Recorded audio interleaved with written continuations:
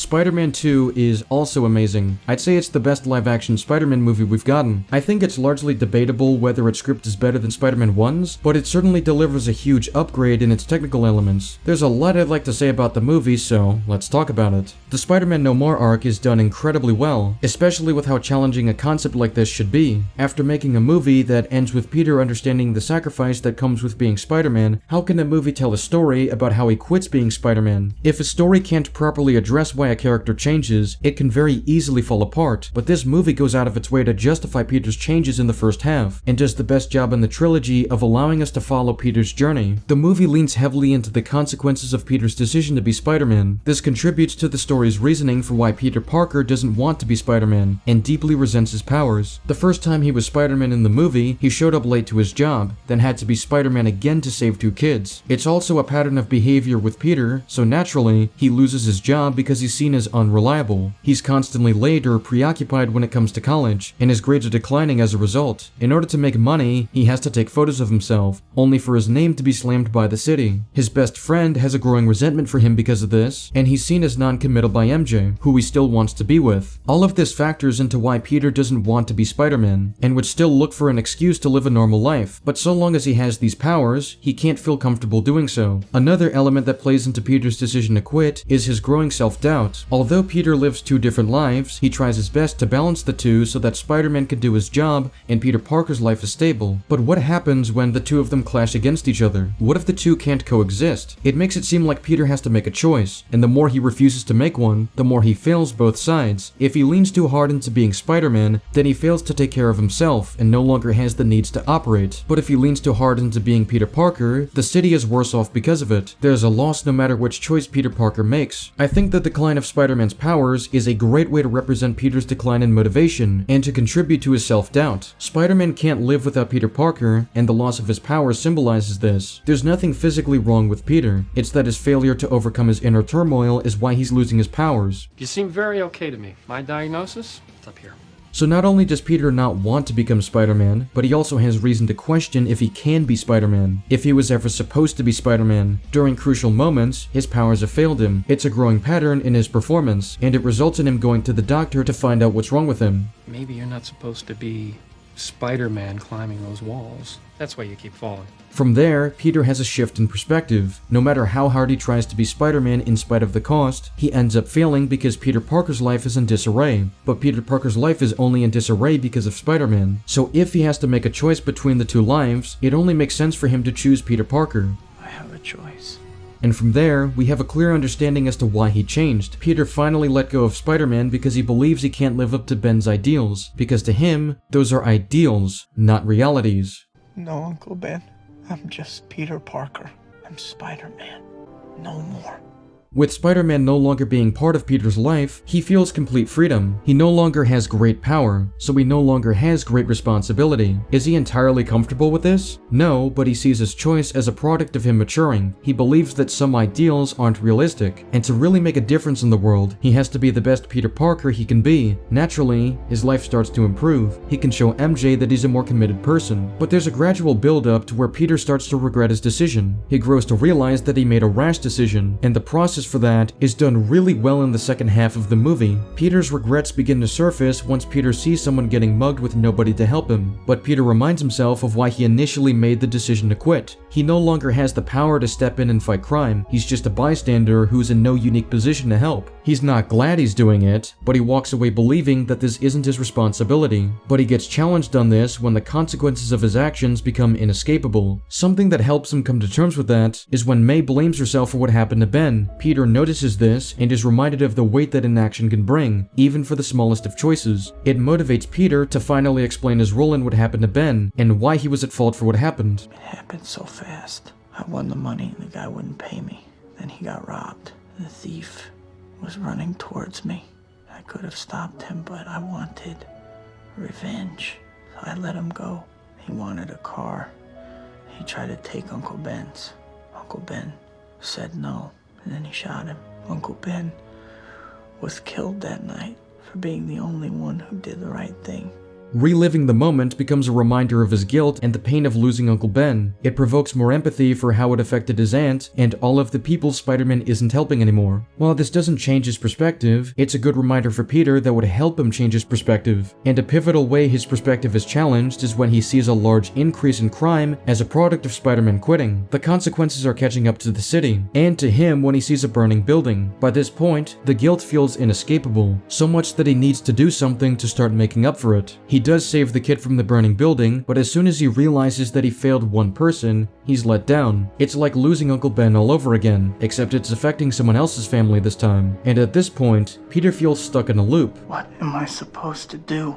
Was he wrong to stop being Spider-Man, or was he making the most realistic choice he could? He doesn't know the answer. There's too much working for and against both from his perspective, but his talk with Aunt May helps him meet clarity. Telling May the truth gave her the closure she needed, and in turn, she's able to give Peter the closure he needs. Everybody loves a hero. People line up for them, cheer them, scream their names, and years later they'll tell how they stood in the rain for hours just to get a glimpse of the one who taught him to hold on a second longer.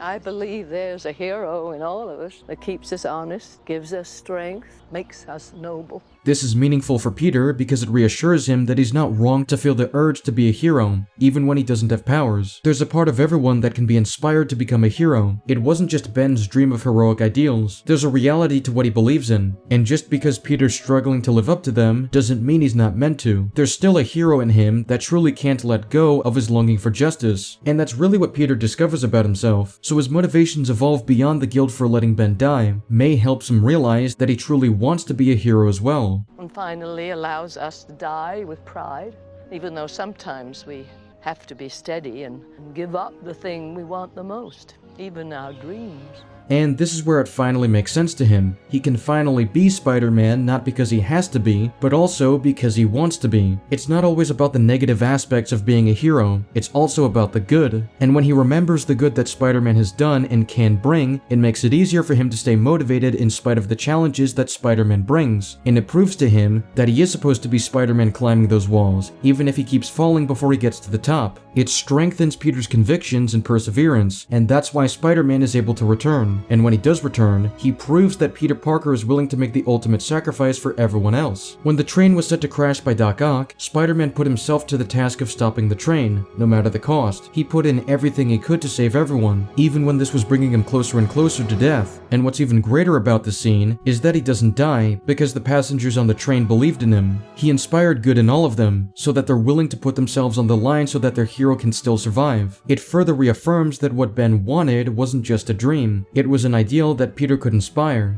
I will always be Spider-Man. What this all seems to demonstrate is that when you're struggling with a responsibility, when the odds seem stacked against you, sometimes you simply need others to help, and there are people out there that are willing to help. This is shown through Aunt May's encouragement and the people on the train who saved his life and swore to keep his identity a secret. This is also shown through the way MJ helps Peter realize that Peter Parker can have what he wants and still be Spider-Man. Being Spider-Man doesn't mean he can't find love and that he has to be alone forever. MJ can save his life too. In the last movie, Peter believed that MJ could never be part of his life. He thought it was too dangerous because his enemies would always target his loved ones. This movie challenges that by outlining that MJ has a choice in the matter as well. She knows of the risks too, but believes in Peter enough that they don't matter to her. She thinks it isn't true to who they are if they keep pretending like they're not meant to be. And that's a legitimate point to make, since doing so is what caused Peter's mental state to decline and become demotivated in life. If he has little going on for Peter Parker, then it makes it harder for him to stay motivated and have the emotional support he needs. Spider-Man needs help at times too, because he's still a human at the end of the day. Spider-Man can't function without Peter Parker, and Peter Parker needs Spider-Man to fulfill his sense of justice. MJ helps Peter find that balance and overcome his inner conflict. Go get him, Tiger. MJ is generally well done in the movie. The movie does a good job of addressing how MJ feels about Peter after he turned her down in the last movie. It's clear that their relationship has become more distant, and whenever Peter is relevant in her life, he tends to be unreliable, and MJ is eventually going to get sick of it. Don't disappoint me. I won't. The backyard conversation does a great job of contrasting the one in the first movie, since that scene was focused on what drew Peter and MJ together. This scene is focused on what's drifting them apart. Peter's inability to be clear on his commitments and MJ's impatience with Peter's flaky behavior makes for a believable conflict between the two. MJ tries to reach out and Peter won't let her, even when it's clear that he's still interested in her. And even when he seems to be making a real commitment, he seemingly doesn't show up despite his promise. It's especially strange behavior when he spent a large part of the last movie showing interest in her. Peter comes across as someone who's playing with MJ's emotions, and she's right to criticize him for this. Even with all we know about Peter, he's still tempted to be with her, making it difficult to uphold the image that he isn't. And as long as Peter sends mixed messages in his behavior, she can't truly get a read on him. I don't know you, and I can't keep thinking about you. It's too painful. I think her relationship with John does a good job of addressing how MJ tries to move forward from Peter. She has tried to be reasonable and give Peter an opening, but he seems to be non-committal every time. John represents MJ's attempt to move on, even if it is forced. While I think the official cut provides satisfactory enough reasoning for this, the extended cut provides more compelling reasoning behind it. And if there was one scene from the extended cut that I wish made it in the theatrical cut, it's this one, because it adds an additional layer as to why MJ wants to move on from Peter and rushes her engagement to John. You told him yes? Just that fast? It felt right. My father always said, you'll never be worth anything. No man will ever want you. So what, you're gonna spend the rest of your life trying to prove something to your father? This would provide more follow-up on MJ's abusive home life, because it addresses how she tries to move past it and provides a more compelling critique as to how she does so. I can believe in isolation that MJ wants to escape from the pain of not being able to be with Peter, but I think this addition would have improved the writing for her character. I also think it's a bit strange that simply because Peter might have the same kiss as Spider-Man, she's willing to bring Peter to a cafe and do a test kiss to see if she wants to be with Peter or John. It strikes me as odd because there are ways to extrapolate answers from Peter without cheating on John. I can certainly get behind her motivation to find out this information since Peter is clearly changing, and this is coincidentally around the same time that Spider-Man has disappeared, but I think there's more creative ways for MJ to pull answers from Peter. She's known to try getting him to slip up in this movie, alongside the first Spider-Man movie. Why so interested? I'm not. You're not? Why would I be? I don't know. Why would you be? But other than that, I think how she comes to the realization that John isn't truly the man for her is strong. She acknowledges that deep down, she rushed into things to escape from her own pain, and John clearly didn't know her well enough to justify the proposal. It plays into the movie's messaging about how it's important to be honest with yourself, especially when it comes to the people you care about. It's wrong that we should only be half alive. Half of ourselves. How MJ arrives at this conclusion works. The presentation is a bit iffy since it implies that MJ ended up ditching John at the altar for him to take the full humiliation, when it would have been more respectful if she at least was there with him to say this, so it's not just him taking the brunt of it. I understand the theatrics behind why they did it, but I think MJ would have thought of a more tasteful way to call off the marriage. But besides those few character problems, I think she's a well-written character in the story. She serves her purpose and has a functional character arc that adds to the themes of the story. Aunt May is also a great addition to the story. This time around, she has a lot more character building than what we saw in the first movie. There's a lot more that impressed me because this movie focused more on making Aunt May vulnerable. We see more of her day-to-day struggles, and it's a really great moment when she argues with Peter about gifting him the $20 on his birthday. She breaks down because she's worried about failing Ben and not being able to support Peter the way he would have wanted. It's clear that she blames herself for what happened and, similar to Peter, is trying to make up for it the best she can. We really see how Peter and May grow closer to each other and contribute to each other's development. Peter is able to give May the closure on what happened to Ben and help her realize that it wasn't her fault. But through what she learns from Peter, she realizes that Peter has felt the same exact way for almost 2 years. And I choose to believe that the story Peter told her about how Ben died and his mysterious behavior since then was enough for her to deduce that Peter was Spider-Man, so she knows that Peter tries to do his best in order to honor Ben and make up for what happened. And by showing forgiveness to Peter, she's able to forgive herself and move on from losing Ben. I decided to hell with it. I'm moving on.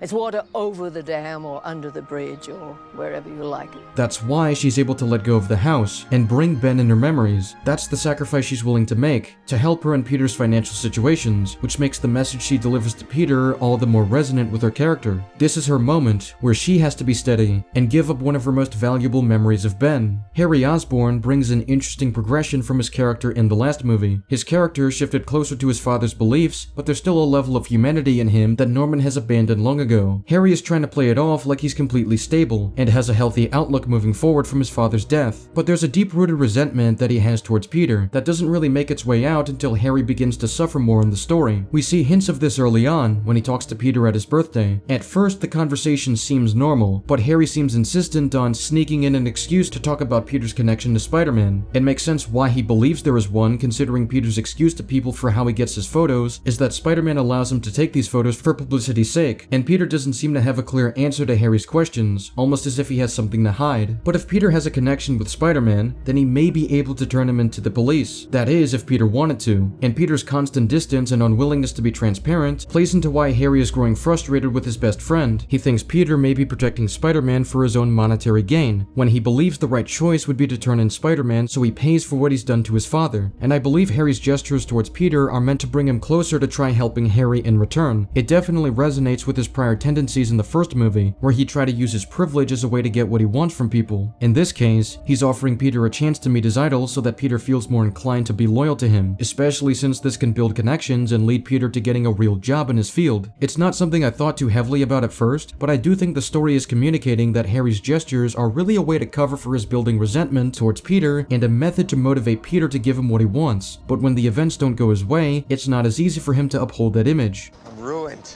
I have nothing left except Spider-Man.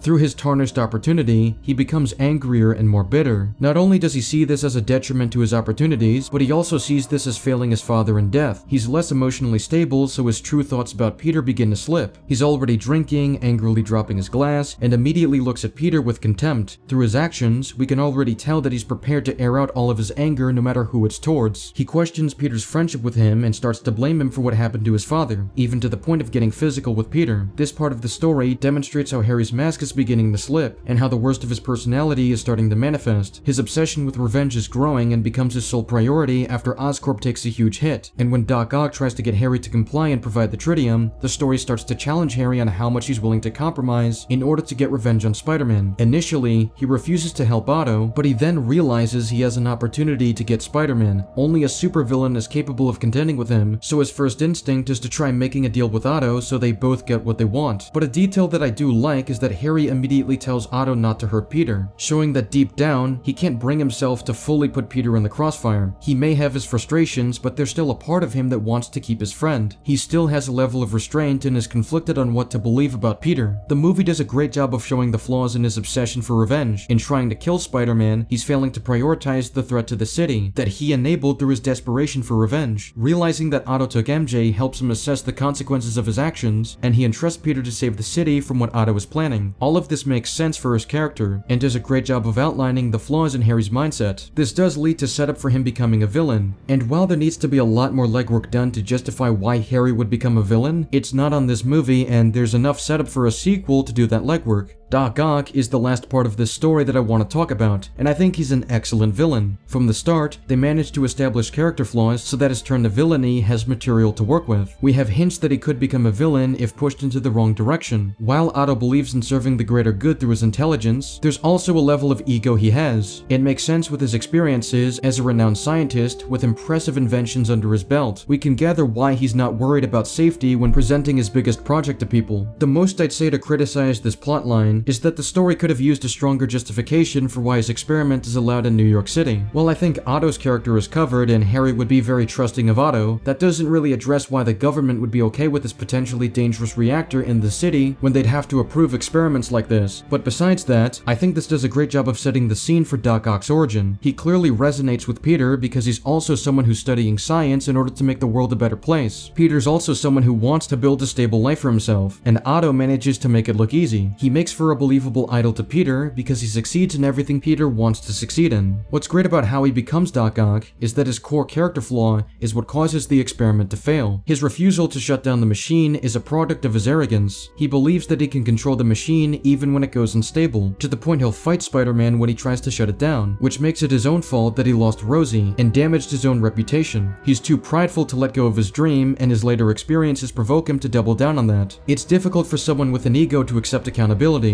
so Otto is willing to find ways to prove himself right. I couldn't have miscalculated. It was working, wasn't it? Yes.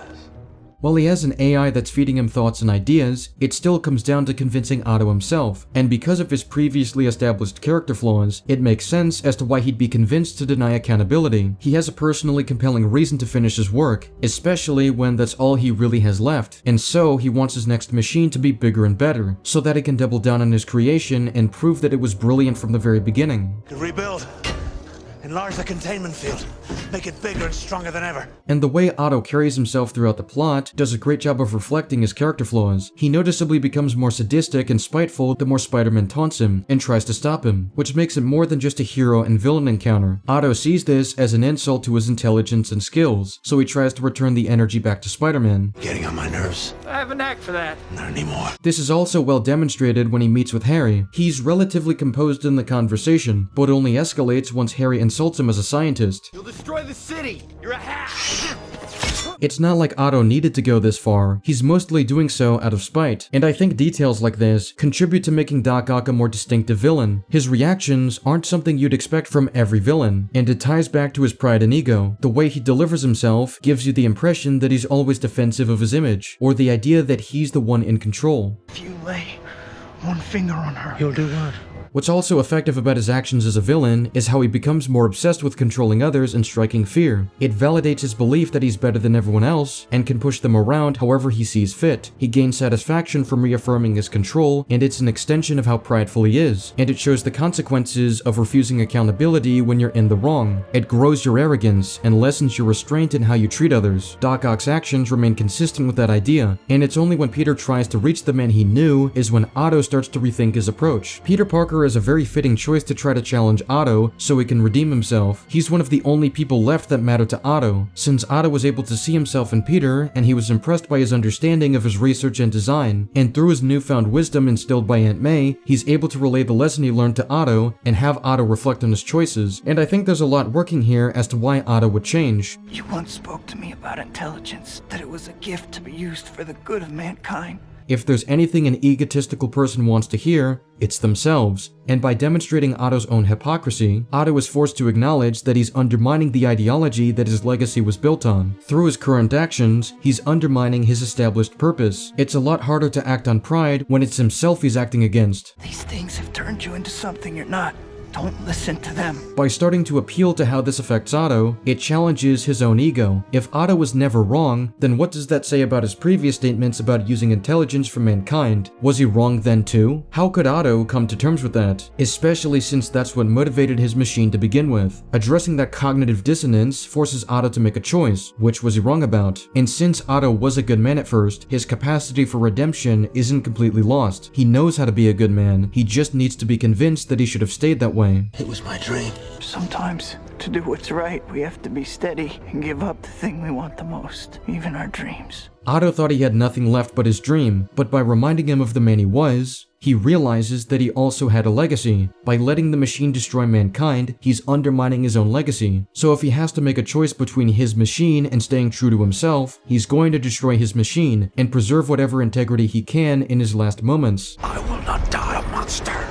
And that's why his redemption works. It's not easy, it's not a simple solution, but it's a solution achieved through Peter's understanding of his idol and how his loss changed him. And through Doc Ock's sacrifice, he ends up proving Aunt May right, that there is a hero in all of us, even for those who lost their way and needed a way back. Spider-Man 2 is such a great sequel, and easily the best live-action Spider-Man movie. Now that covers my general thoughts on the movie. Thank you all for watching. Let me know your thoughts in the comments below, and subscribe if you want more. I'll see you all later. Goodbye.